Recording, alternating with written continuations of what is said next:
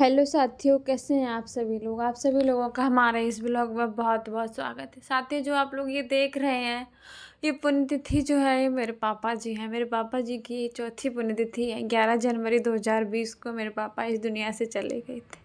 8 जनवरी 2020 को जान से मारने की नीयत से पिकअप से उनका एक्सीडेंट कर दिया था। 2-3 बारी उन्होंने बाइक बचाई, चौथी बारी में उसने सामने से आके टक्कर मार दी, जिससे बाइक वाइक गिर गई थी। मम्मी भी साथ में ही थी। पापा एकदम से बेहोश हो गए थे। हॉस्पिटल वगैरह ले जाया गया, बहुत सारी कोशिश करी गई। पिलिया बोलते हैं ना, वो उनकी फट गई थी। ऑपरेशन हुआ, ऑपरेशन से 5 लीटर ब्लड निकाला गया था पेट से। मम्मी अलग एडमिट थी, पापा अलग में एडमिट थे। भगवान की कृपा रही, मम्मी ठीक थी, मम्मी को ज़्यादा चोट नहीं थी। लेकिन मेरे पापा सामने से थे तो पापा बहुत ज़्यादा एक्सीडेंट, तबीयत बहुत ज़्यादा ही, मैं क्या बताऊँ, सभी बोलते थे कि नहीं बचेंगे, और वही हुआ। मेरे पापा इस दुनिया से चले गए। दुश्मनों ने उनकी जान ले ली। बहुत सारी रंजिश है मेरे इधर, मेरा विद्यालय वगैरह भी है, जिला पंचायत का चुनाव वगैरह मेरे पापा लड़ चुके थे, तो रंजिश बहुत ज़्यादा है। उस रंजिश के चलते उनकी जान ले ली गई। हम तुझे आवन गाए तुम्हारा जन्ना जरे द्वारा कैसे साहिब निकट तुम्हारा जो तुम देव अग्र दीजे तुम पावे नाम सन मलियागर पे बसे भुजंग बेसे अमृत रहे कई संग तिनका तोड़ दिया परमा तब लक पाए पद निर्वाण गुरु धर्मदास कबीर बलगाज गुरु प्रताप आरती साज संज्ञा आरत करे तुम्हार जम और दूत रहे जकुमार सुषमा में खुलिए कुंजी तार अनाथ सदोठी जनकार अनाज सदोठी जनकारा जो तुम देव अग्र कीजे तो हम पावे नाम सनेई ओम गुरु आरत हो साहेब आरत हो आरत गरीब निवाज साहेब आरत हो आरत दीन दयाल साहेब आरत हो और आरत करें गोरे अपने जहाँ पर संत समाज साहेब आरत हो आरत गरीब निवाज साहेब आरत हो करे आरती तरस परस भाई करे आरती तरस परस वही छूट गई जंजाल साहेब आरत हो आरत गरीब निवाज सतगुर आरत हो आरत दीन दयाल साहेब आरत हो साहेब कबीर संतन कृपा से साहेब कबीर संतन कृपा भयो परग प्रकाश साहेब आरत हो आरत दीन दयाल साहेब ओ आरत गरीब निवाज साहेब आरत हो बिन वत कर जोरियो सुनियो कृपा नाम संत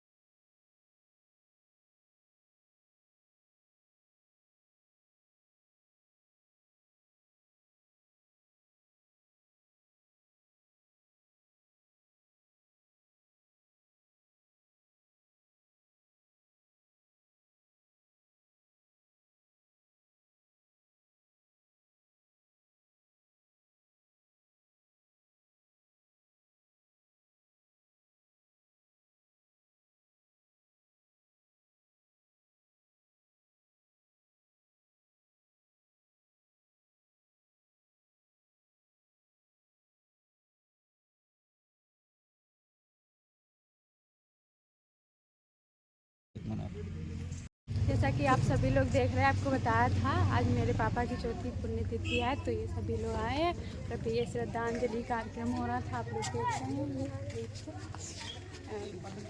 काफ़ी सारे लोग हैं, घर के हैं, बाहर के लोग भी हैं, सभी लोग हैं, आप लोग देख सकते हैं।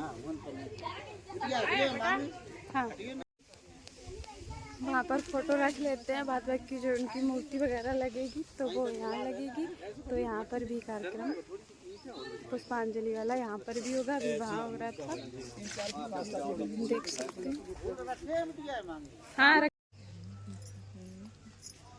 पाना छुआ करे हाथ जोड़ो कर नहीं लड़का तुम्हारे हाथ जोड़ो करे पुष्पांजलि कार्यक्रम चल रहा है, तो वही हो रहा है अभी इधर। हाथ जोड़ो करे बस भगवान के हैं पैर छोटी खा नहीं, वो वीडियो बनाए।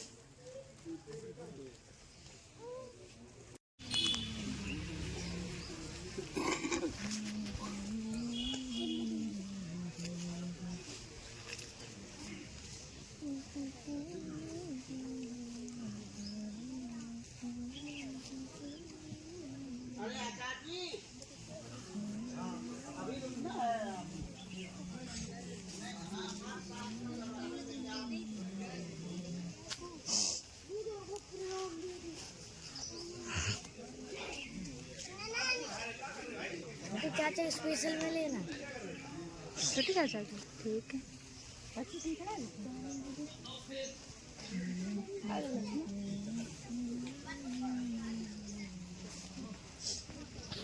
फोटो लड़कियां पैर नहीं छूती करे तो पाना चाहिए, हाथ जोड़ियो बस फूल चढ़ाएगा।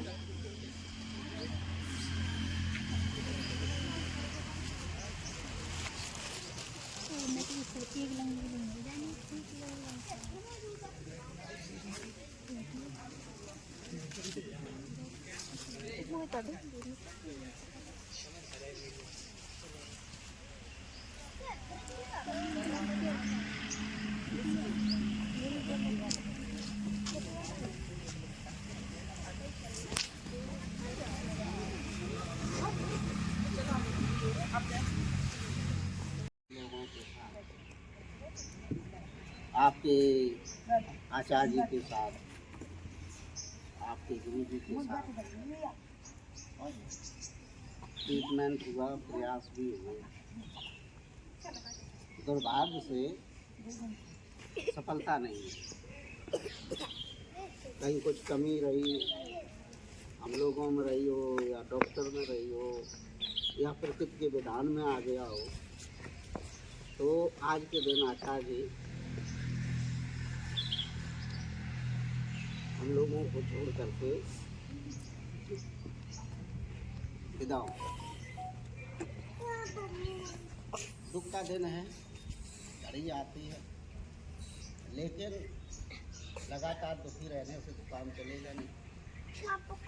और अगर हम सब लोग ऐसे ही अगर दुखी रहेंगे तो उनकी जो सोच थी जिस पर वो कार्य करते हैं वो कार्य कैसे शुरू होगा।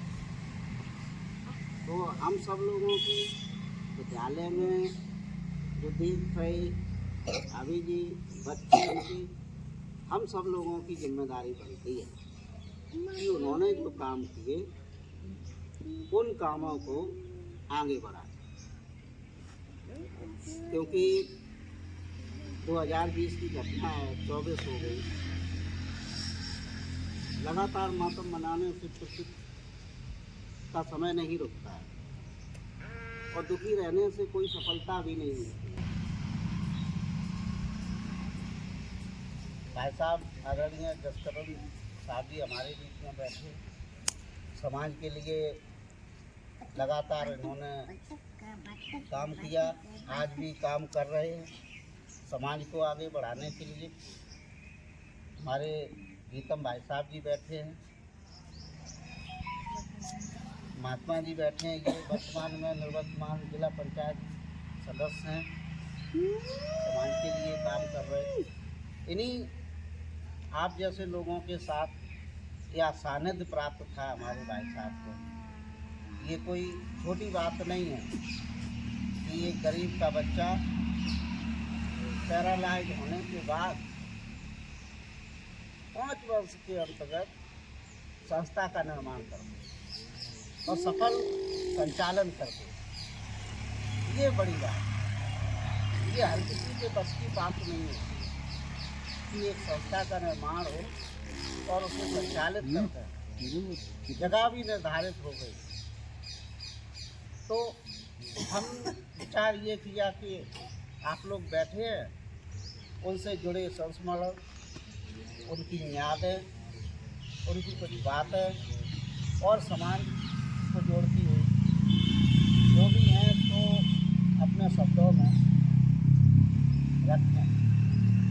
तो उसके लिए हम आपके बुलाएंगे। उससे पहले क्योंकि हमारे भाई साहब सामाजिक क्षेत्र में बहुत काम कर रहे हैं, हम सब लोगों पर ये उनका सानिध्य है, स्नेह है हमसे कि आए। तो पहले तो हम भाई साहब आपका सम्मान करना चाहते हैं, माल्यार्पण करते हैं। और क्योंकि महात्मा जी बैठे हैं तो आप ऐसा करो कुछ फूल लेकर के पहले इनको सम्मान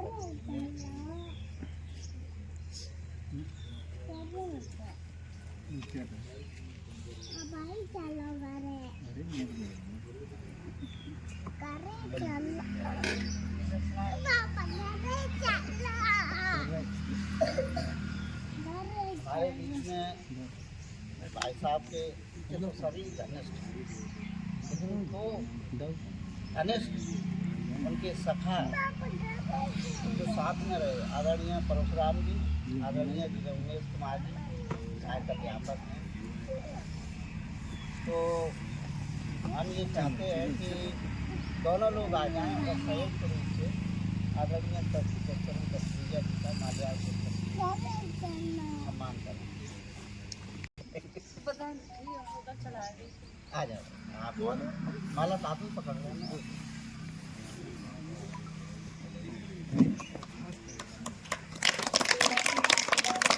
इसी से निकाल रहे हैं, इसी से निकाल। अध्ययन कर रहे थे, मैं छोटा था, सर्दी का मौसम होता था, ऐसी कड़ाके की सर्दी होती थी तो ये हमसे कहते थे नहा लो, और नहाने में बड़ी समस्या बच्चे के लिए होती है। तो ये हमें सिखाते थे कि नहाने में सर्दी लगती ही नहीं, बस कपड़े उतारो, जैसे ही एक मग आप अपने ऊपर डालेंगे बस उसके बाद सर्दी गायब। तो ताज़े पानी से नहाना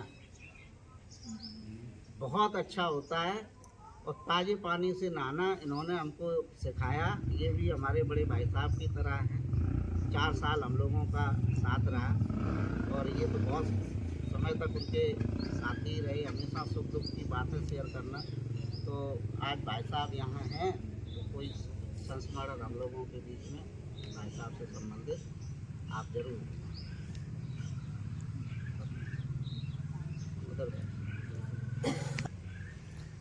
बहनों के बच्चे जैसा कि संस्मरण के संबंध में मास्टर साहब ने कहा, तो संस्मरण तो ऐसी चीज़ें हैं कि वो कभी कभी याद आती है और याद तो आज के दिन की तो याद हमेशा रहेगी, क्योंकि आज के दिन वो विदा हो गए थे। 2-3 दिन पहले की बात है, शायद 8 तारीख को 8 तारीख को फोन आया मास्टर साहब का कि एक्सीडेंट हो गया भाई साहब का और आप तुरंत जाओ। तो हम गए थाने में, रिपोर्ट लिखवाने की बात, उन्हीं की रिपोर्ट लिख जाएगी, आप पहले उनके वहाँ पहुँचो और उनकी जो है पोस्टमार्टम वगैरह सही करो, यहाँ सब हो जाएगा, बाद में भी हो जाती है। तो हम लोग संतुष्ट हो गए। वो तो वो बातें हैं, लेकिन उनके संबंध की जो बातें हैं आज के दिन वो ख़त्म हो गए। तो किया ने अभी कौन किया था, ऐसे ऐसे पापा बच जाए कि नहीं बचे, हम लोग गए थे। तो हालांकि वो उस समय देख करके वो आंसू निकल आए थे, हमने देखा उन्होंने तो बोल नहीं पाए थे।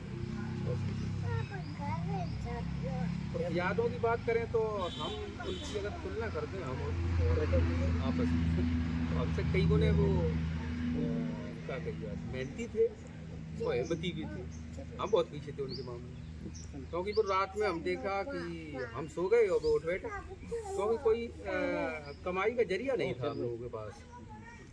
स्थिति वही मेरी थी, वही उनकी थी। तो वो क्या करते थे कि ITI में कुछ उन्होंने सीख लिया था, पंखा वगैरह सुधारना और अपना काम करना। तो पंखा रात में सुधार रहे, वो खुट कर रहे, तो कभी कभी हम उनसे नाराज भी हो जाते थे, भाई साहब सोने दो यार भैया, क्या सवेरा खाओ का फिर भेजा के खाओगे क्या? हाँ न तुम्हारे घर है ना भाई, क्या खाओगे? बात तो सही है। चुप रह जाते। वो 2 बज गए, उठ बैठे, उन्होंने कि यार पंखा उसका देना, तो लग गई थे उसमें। तो वो इतने लगनशील थे अपने किसी काम में, और उसी का परिणाम हुआ कि उन्होंने मतलब विकलांग होते हुए भी और उन्होंने मतलब अपनी एक संस्था बनाई और नाम भी ऐसा रखा। हमने तो कहा था उनसे कि दलित उत्थान के नाम से मुश्किल हो जाएगा तुम्हारा चलना। नहीं, हम हिम्मत की बात नहीं कर रहे, वो हिम्मत ही बहुत थी इस मामले में। उन्होंने नहीं, हम नाम तो नहीं बदलेंगे, नाम तो यही रहेगा और हम लड़ाई लड़ेंगे। हमें लड़ाई तगड़ी लड़ने पड़ेगी, क्योंकि दलित के नाम से ही लोग कटते हैं। तो काफ़ी वो आया उनके सामने। लेकिन और भाभी की बात करें तो जब वो विकलांग हुए तब ऐसा लगा कि उनकी दुनिया ख़त्म हो गई। हमने तो यहाँ तक सोचा कि हो सकता है कि इनकी उम्र थोड़ी है, हो सकता है ये भी किनारा कर जाए। ये स्थिति थी, मतलब जो सत्यता है। लेकिन एक बहादुर मतलब बाप की बेटी निकली, जो इन्होंने अपने बल पर भाई साहब को लेके पता नहीं कहाँ गई थी, हाँ जयपुर पहुँच गई। और कोई पैसा नहीं, कोई कुछ क्या किया इन्होंने, किस तरह मतलब उनको क्या किया, कैसे सहयोग मिला इन्होंने वहाँ से। हालांकि इलाज कुछ भी किया, वो बातें नहीं कहना चाह रहे हम, वो ज़्यादा पीड़ा हो जाती है फिर कहने में। हमारे साथ के जो लड़के पढ़ते थे, कहने में पीड़ा होती है, तो मजदूरी करने, लेकिन इन्होंने क्या क्या किया है, मतलब वो कष्ट उठाए और उन्होंने उनको वहाँ से जिंदा करके और थोड़ा सा मतलब चलने फिरने लायक तो नहीं हो पाए थे ज़्यादा, लेकिन ये है कि वो इतने थे कि वो कुछ सक्रिय हो गए थे। वहाँ से ऐसी आशा जुड़ी थी कि वो कुछ ना कुछ पैर अपना लगाने लगी थी ज़मीन पर, बिल्कुल ही वैसे हो गई थी। हालांकि घर वालों ने भी मतलब इनको फिर ज़्यादा कोई तंग नहीं किया, और जितना हो सकता था सहयोग, बोझ इनके ऊपर भी ज़्यादा था। पिताजी तो अपना खेती बाड़ी का काम कर रहे हैं, वो ज़्यादा उनके पास नहीं जाता, बजट नहीं था कुल मिला दिया। सच्चाई थी, उसमें कुछ दिक्कत भी हुआ कि मदद नहीं कर रहा कोई, मदद कहाँ से करे? खाने को ला लिए थे उस समय घर पर। जब इनकी नौकरी लगी, जो कुछ कर पाए इन्होंने भी किया, जितना सहयोग था बच्चों को बताना। और हम तो इनको ज़्यादा बहादुर मानते हैं कि इन्होंने अपना स्थिति संभाल के ले आई कम से कम आज यहाँ तक। और आगे कामना ये करते हैं कि बच्चे जो है आगे चल के और उनसे भी और आगे नाम करें, ये उम्मीद के साथ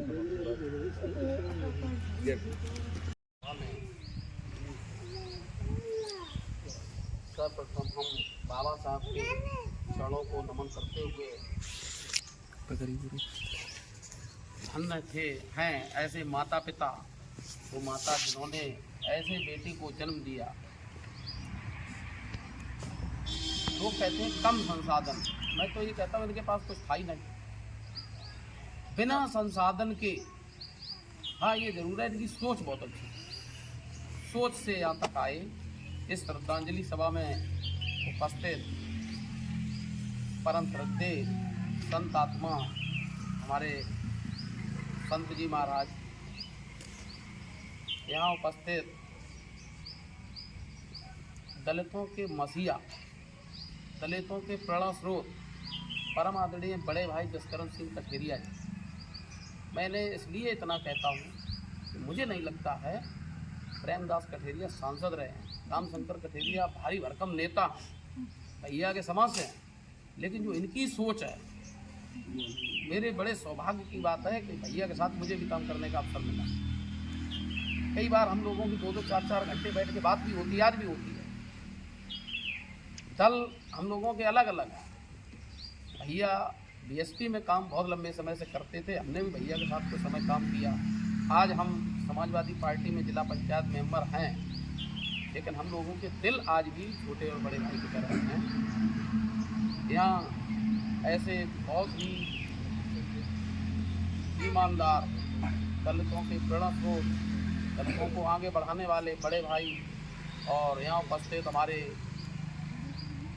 इन भाई साहब के साथी जो शिक्षक हैं बैठे, आप सब लोग, हमारे अशोक भैया और इधर उपस्थित मातृशक्ति माताएं, बहनें, बच्चों, सभी को मैं हार्दिक स्वागत, अभिनंदन और वंदन। इसी के साथ देखिए, ज़्यादा कुछ कहने और भाषण करने की ये जगह नहीं है, लेकिन एक छोटा सा वाकया मुझे याद है कि सर्वप्रथम ये भैया जबर सिंह से मेरी मुलाकात हुई थी 2008 के उपचुनाव में। बाई इलेक्शन था, शिव प्रसाद जी चुनाव लड़ रहे थे, भरथना विधानसभा हुआ करती थी उस समय। ये ताका ब्लॉक पूरा भरथना विधानसभा में लगता था। सतीश पाल जी जो पूर्व राज्य मंत्री रहे थे, वो मेरे रियल रिश्तेदार हैं। उन्हें जिम्मेदारी मिली भरथना विधानसभा का आप पाल सम्मेलन करवाइए।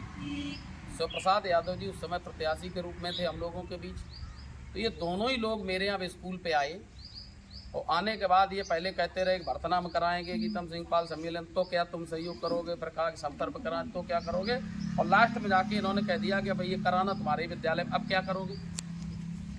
मैं कहा करेंगे क्या, जो मेरा कर्तव्य है, आप जिम्मेदारी देंगे उसे पूरी ईमानदारी और निष्ठा से निभाएंगे। और हुआ ये कि लोगों ने बहुत अच्छा साथ दिया। बड़े भाई उस दिन उपस्थित थे, भैया भी उपस्थित थे कार्यक्रम में। बहुत अच्छा कार्यक्रम रहा। एक बार जब कार्यक्रम चल रहा था तो उसमें बहुत लोग उपस्थित थे। कन्नौज वाले नौशाद भाई थे, के गौतम जी थे, प्रताप बघेल जी आगरा से MLC थे, वो भी थे। मतलब बहुत लोग, बसपा के बड़े बड़े नेता थे।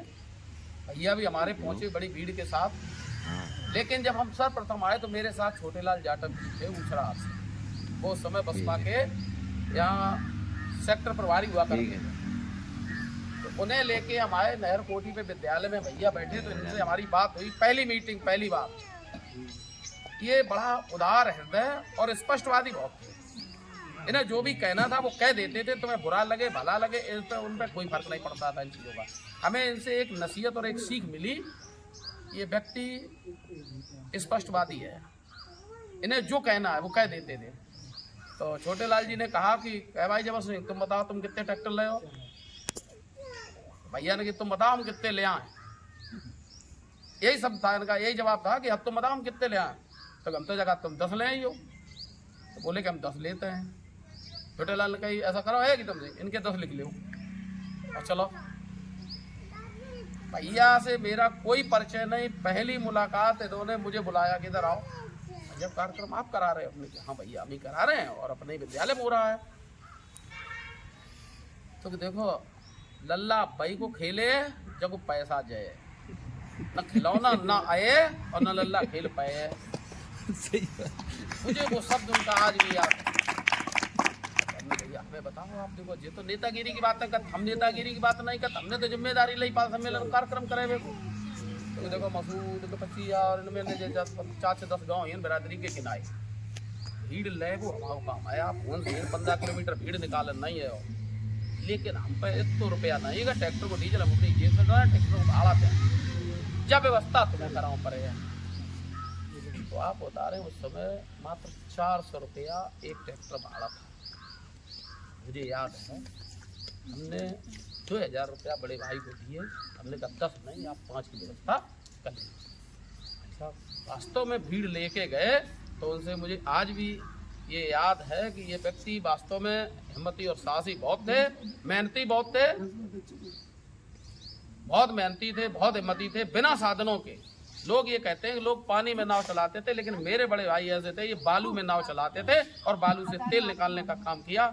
इन्होंने दलित के नाम पर जो विद्यालय बनाया, मेरी भी एक बार बात हुई, ये कहा देखो अपने माता पिता के नाम पर सब लोग चलाते हैं, हम तो पूरे दलित समाज की लड़ाई लड़ने वाले हैं। और उन्होंने लड़ाई लड़ी। और देखिए, मैं मांगी और हिमांशु और इनके जो साथी रहे, आज भी उनका योगदान है। आप लोगों से मेरा यही अनुनय विनय निवेदन है कि जो भैया अपने याद में अपना ये आधा अधूरा काम छोड़ गए हैं, इसे पूरा करें, ईमानदारी से इसे आगे बढ़ाएं। यही उनके लिए सच्ची श्रद्धांजलि होगी। इन्हीं शब्दों के साथ बिल्कुल बिल्कुल बढ़िया। तमाम संत गुरुओं महापुरुषों के चरणों में श्रद्धा के सुमन अर्पित करता हूँ। शिक्षा की देवी माता सावित्री बाई फुले जी के चरणों में श्रद्धा के सुमन अर्पित करता हूँ। और उस देश में हकवंशियों, शोषकों, मजलूमों के मसीहा,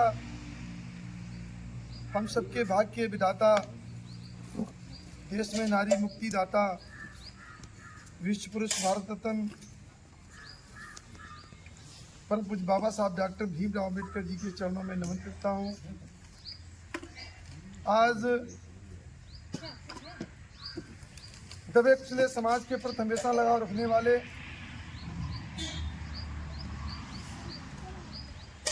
समाज सेवी बसपा के कई पदों पर रहे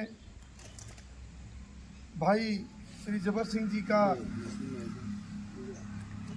एक घटना में दुखद निधन हुआ था। आज उनकी 4वीं पुण्यतिथि है। उनकी इस श्रद्धांजलि सभा में हमारे बीच में आदरणीय गुरु जी, बहुत बहुत सम्मानित हमारे क्षेत्र के समाज सेवी, जनप्रिय विद्यापति इंटर कॉलेज के प्रबंधक और आप सभी लोगों के सहयोग से, आशीर्वाद से इस क्षेत्र के सम्मानित जिला पंचायत सदस्य आदरणीय श्री गीतम सिंह पाल साहब, हम सबके बीच में आदरणीय श्री जबर सिंह जी के अनुज भाई सत्यदेव सिंह आजाद जी जो शिक्षक हैं, बहुत बहुत सम्मानित आदरणीय श्री जगनेश कुमार जी अध्यापक जी हैं, आदरणीय परशुराम जी, आदरणीय अशोक कुमार जी, भाई मनोज कुमार कठेरिया जी समतर से जो शिक्षक हैं, आदरणीय जयवीर सिंह जी, जनाब नशीब खान साहब, आदरणीय श्री राम जी, जीतपाल जी, बा उनकी धर्मपत्नी जो भाई साहब के इस अधूरे काम को, मिशन को सहयोग कर रही हैं, श्रीमती उषा देवी जी, माता जी, बेटी हिमांशी, जो बहनें बैठी हुई हैं और जिन सम्मानित साथियों का मैं नाम छूट गया हूँ या जानता नहीं हूँ, सभी उपस्थित गणमान्य लोग, विद्यालय के प्रिय छात्र छात्राएं, मैं इतना कहना चाहूँगा कि जीवन और मृत्यु ये दो शब्द कट सत्य हैं। जिस व्यक्ति का जन्म हुआ है वो निश्चित तौर से इस दुनिया को छोड़ के जाएगा, लेकिन याद उन्हें किया जाता है, चर्चाएं उनकी होती हैं जो अपने जीवन में समाज के लिए कुछ करते हैं। ऐसे ही भाई श्री जबर सिंह जी थे, कुदरत ने उनको हाथ पैरों से विकलांग, पैर से विकलांग जरूर किया था, लेकिन वो मन से, दिल से और काम करने के प्रति पूर्ण रूप से स्वतंत्र थे। एक मजबूत शरीर का व्यक्ति जिस काम को नहीं करना चाहता था, उस काम के प्रति भी भाई जगवीर सिंह जी का काम करने का जज्बा रहता था। क्योंकि मैं संगठन में कई पदों पर था और वो बीएसपी कई पदों पर रहे, जब जब उन्हें कोई जिम्मेदारी दी जाती थी तो काम के प्रति लोगों से अपनी मजबूती से बात रखते थे, तर्क करते थे और उस काम को विकलांग होने के बाद में भी अपने काम को ईमानदारी से अंजाम देते थे। ऐसे भाई हमारे जबर सिंह जी थे। साथियों, कई चीज़ें मैंने भी देखी हैं। जब मैं इस क्षेत्र में किसी कार्यक्रम के लिए आता था, कोई बात रखता था, तो जो विसंगतियां थी, जो दिक्कतें आती थी, उसके बारे में भाई जबर सिंह जी चर्चा किया करते थे, कहा करते थे कि भाई ये ठीक नहीं है, ये गलत है, ऐसा नहीं, ऐसा होना चाहिए। संगठन के प्रति, मिशन के प्रति वो पूर्ण रूप से समर्पित थे। उनका भाव बहुत अच्छा था।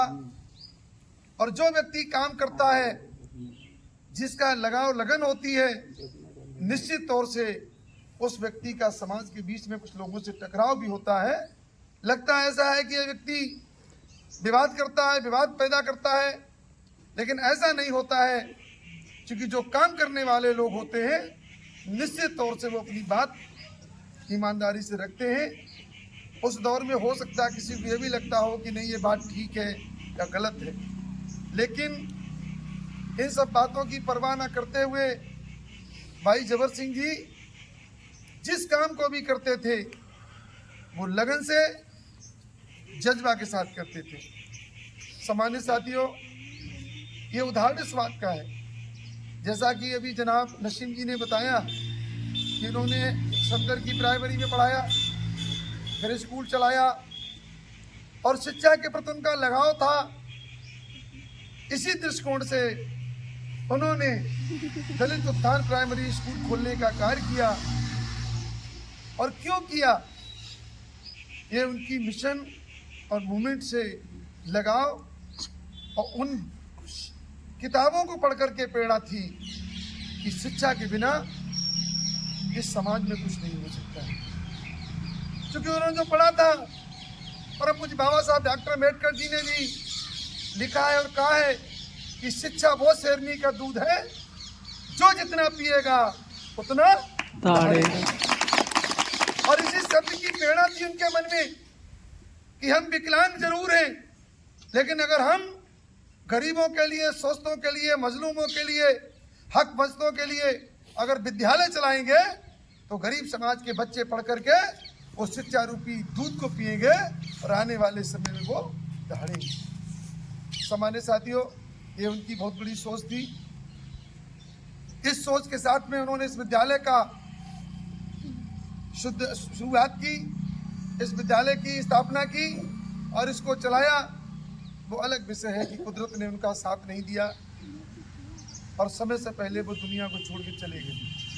लेकिन मैं ये बात फख्र के साथ कहूँगा, मैं शाम को एक वीडियो देख रहा था, बेटी हिमांगी का वीडियो था। उसमें जैसे मैंने वीडियो देखा शाम को करीब 8-9 बजे, तो मैंने सुबह उनकी धर्मपत्नी जी को फ़ोन करके श्रद्धांजलि अर्पित की।